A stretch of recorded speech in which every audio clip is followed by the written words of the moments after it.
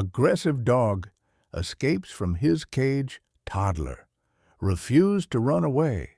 What happened next? When an aggressive shelter dog breaks free, a terrified park erupts in panic. But while everyone runs, a tiny toddler steps forward, smiling. What happens next shocks the entire city and uncovers the heartbreaking truth behind the dog's rage. One split-second choice, one innocent hug, and a life changes forever. Before we dive in, let us know in the comments what time is it and where are you watching from. Let's start. Rex was never born violent. Anyone who saw him now, foaming breath, teeth flashing, muscles shaking under his black and tan coat, would assume he was bred to hunt anything that moved. But the truth was worse. He was made this way. His fear had been carved into him over years of shouting, slamming doors, and drunken footsteps that always ended with pain. He once belonged to the neighbors across the street from Leo's grandmother, back when Leo wasn't even born. They used to argue every night, the kind of fights that made porch lights flip on up and down the block. The man, tall and always smelling like cheap liquor, yelled at everything. His wife, the TV, the mailman, and especially Rex. The dog never fought back. He was still young then, still waiting for a kind word that never came, but every time the man snapped, Rex took the blow. A kick to the ribs, a boot to the flank, a belt thrown across his back, door slammed so loudly that Rex would flinch in his sleep. Hours later, one night, the man threw a plate, and it shattered right beside Rex's cage. The dog let out a frightened bark. The man stormed over, dragged him by the collar, and snarled inches from his face, "You bark at me again, I'll shut you up for good." That was the night Rex stopped trusting humans entirely. Months later, the couple split. The woman left crying, the man left drunk, and Rex was left behind, locked in a tiny outdoor cage like forgotten trash. When animal control found him, he was half-starved and trembling. They labeled him reactive, unpredictable, potentially dangerous, words that stuck to his file like a curse. The shelter kept him in a reinforced kennel. Workers fed him, but no one touched him. No one spoke softly to him. No one gave him anything except distance and fear. Dogs in cages lose time. To Rex, days blurred into a single long memory of cold concrete and louder noises. And then this morning happened. A new volunteer, nervous, inexperienced, walked by with a metal tray. It slipped from her hands and crashed onto the floor with a deafening clang. That sound was a gunshot inside Rex's mind. A trigger straight back to the doorstep, the shouting, the belt, the pain. Instinct took over. He charged the gate. The latch hadn't been closed all the way. It snapped open, and Rex bolted. He didn't know where to go. He only knew what to escape. People screamed when they saw him sprint through the park walkway. A man yelled, "Get inside! Get off the path!" Another shouted, "That's the aggressive one from the shelter." Shoes slapped the pavement as strangers ran, arms flailing, fear spreading faster than Rex could. But there was one person who didn't move. Leo, 2 years old, wearing a light blue romper covered in tiny white clouds, barefoot, chubby legs wobbling, stood smiling as the huge shepherd tore toward him. He had toddled only a few feet ahead while his mother bent to retie her shoe, and in that tiny window of time, the world flipped. People shouted, "Grab the kid! Move him! Someone take him!" Leo didn't even blink. The toddler didn't understand screaming. He didn't understand fear. He understood dogs. That was it. Because at home, he had one. Bongo, a gentle old Labrador so patient that Leo sometimes used him as a pillow. Bongo had never barked at him, never snapped, never growled. So when Leo saw this giant dog running straight at him, he didn't connect it to danger. He thought the dog was coming to play. His mother screamed his name, "Leo! Leo!" her voice breaking in midair, but the boy only giggled. Tiny fists bouncing happily, Rex locked eyes with the child. To him, it wasn't a toddler standing there. It was a small human walking straight into the memory of every violent night he'd survived. A fast movement, a sound, a shape he didn't know. He saw threat even when there was none. A man tried to run after Leo, but Rex snarled, and the man jumped back. "I can't get close. He'll tear someone apart," someone cried. Rex's paws pounded the pavement. Each stride was a thunderclap.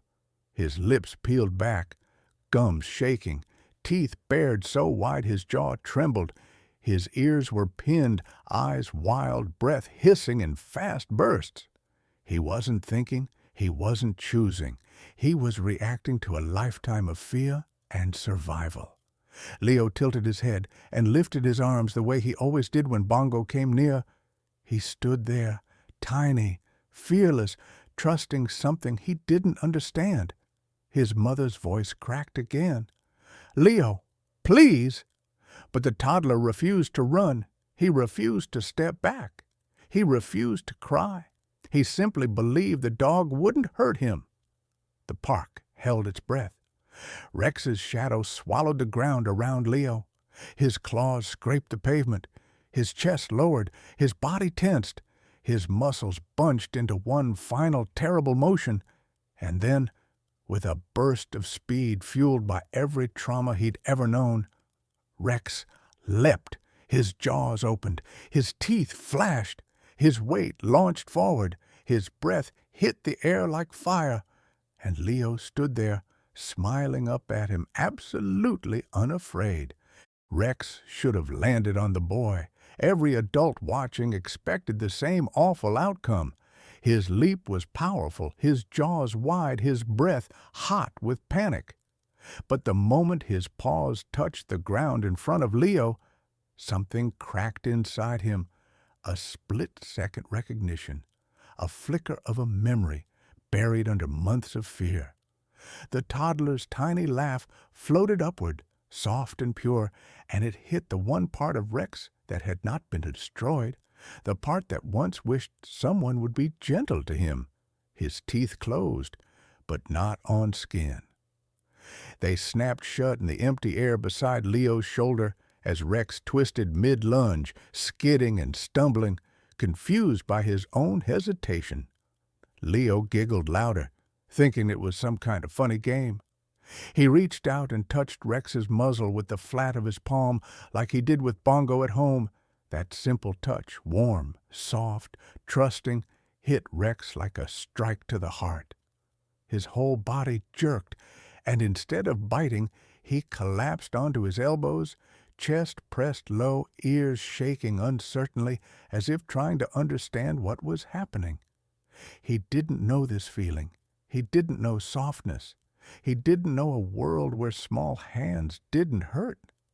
Leo squealed delightedly and patted the dog's forehead. "Doggy," he mumbled. The crowd held its breath, frozen in place. No one dared move. Even the mother stood still, tears streaming down her face, but afraid one step might startle Rex again. Rex didn't attack. He didn't growl. He didn't snap. He let the boy touch him. The boy, this tiny, fearless human who didn't scream, didn't kick, didn't raise a hand, was the first creature to reach him without violence. Rex trembled, his whole frame vibrating as if his own instincts were fighting each other inside him. Leo plopped down right in front of him, laughing at nothing, wiping his nose with his arm. Rex's gaze softened a little, but the terror still lingered. He sniffed the child's foot cautiously, expecting punishment to follow. None came, only warmth, only acceptance. When Leo leaned forward and wrapped his short arms around Rex's neck in a clumsy hug, the German shepherd let out a choked, broken whimper. No one expected, not aggression, not warning, something else entirely, a sound like grief. His mother finally found the strength to move. She ran forward, scooping Leo up and holding him so tightly that he squirmed and complained, but her eyes stayed locked on Rex, not with hatred, just bewilderment and confusion. Why didn't he hurt him?" she whispered shakily. Animal control arrived minutes later, 2 officers approaching with poles and thick gloves. Rex bared his teeth at them immediately, pushing himself between them and Leo, who reached for him again. "Doggy!" Leo cried. The officers froze. "This one's too unpredictable," one muttered. "He needs to go back to the facility." But Leo's mother stepped between them. Her voice trembled, but it held strength. "Wait, he didn't hurt my son. Let him calm down. He's terrified, not violent." They argued, but when they tried to get close again, Rex growled in a way that made even the officers back up. Finally, the mother knelt and placed Leo on the ground. "Sweetheart," she whispered, "tell the dog it's okay so he lets them help him." Leo toddled forward fearlessly and pressed both palms onto Rex's chest. "Good boy," he said in toddler mumble. Rex's stance lowered instantly, and the growling faded. The officers exchanged looks, realizing the only way to handle him was through the boy's presence. It took hours to transport Rex safely, but something had changed. Leo kept reaching for him. Rex kept looking back, eyes following the toddler until the van doors closed. Days passed. Leo asked for Doggy every morning. His mother couldn't forget the way Rex had turned from a monster into something wounded and lost the moment Leo touched him. She went to the shelter not to complain, but to ask questions. She saw Rex in a corner kennel, head down, body shaking, eyes swollen from stress. The shelter worker admitted, "He's not aggressive by nature, he's traumatized. Dogs like him rarely get adopted." The mother looked at Rex, then at Leo, who pointed excitedly through the bars. Something in her chest cracked open. She filled out forms, dangerous dog waivers, special training agreements, safety evaluations. Her husband arrived later, worried and stiff, but when Leo reached for Rex's cage and Rex gently pressed his nose to the bars, even he couldn't deny something extraordinary was happening. They took Rex home under strict supervision. The first night, Rex didn't sleep. He paced in small circles, waiting for the yelling, the kicking, the belt. But the house was quiet. There was soft talking, low lights, a warm blanket placed near him, and Leo's constant giggles echoing through the hall. Bongo, the old Labrador, sniffed Rex once and stepped aside, leaving a space near Leo's toy basket, as if saying, "This spot was mine, but it's yours now." Rex didn't take it at first. He curled near the doorway, unsure if he was allowed. Training began immediately. A behaviorist came daily, teaching Rex how to accept touch, how to sit without panicking, how to understand he wouldn't be punished for existing. Rex struggled. He flinched at every dropped object, shook at every raised voice, even if it was laughter. But Leo crawled into his space every day, sitting beside him with toys, handing him biscuits one by one. The boy didn't know trauma. He only knew friendship. And slowly, Rex began to believe him. One afternoon, during training, the mother knelt beside Rex and whispered, "You're safe now." Rex whimpered like he was crying, burying his head into her lap. He didn't understand why he was being treated kindly or whether he even deserved it. Tears slid down his muzzle, soaking through her jeans. She stroked his back gently and whispered, "You deserve love too." When adoption became official, the parents signed with gentle smiles. Leo clapped with excitement, and Rex pressed his head into their legs, trembling with a mixture of confusion and relief. For the first time, someone chose him. The dog who once lunged at everyone now slept beside Leo's crib every night. And sometimes, late at night, Rex would quietly whine, not out of fear, but because love still felt unreal, like something he wasn't sure he had the right to keep. But every time he cried, Leo would wake, stand in his crib, and reach out a tiny hand toward him. "Good boy," the toddler whispered, and Rex believed him.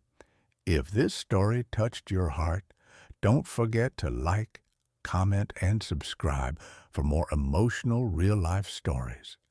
Your support helps us bring powerful moments like this to life every day.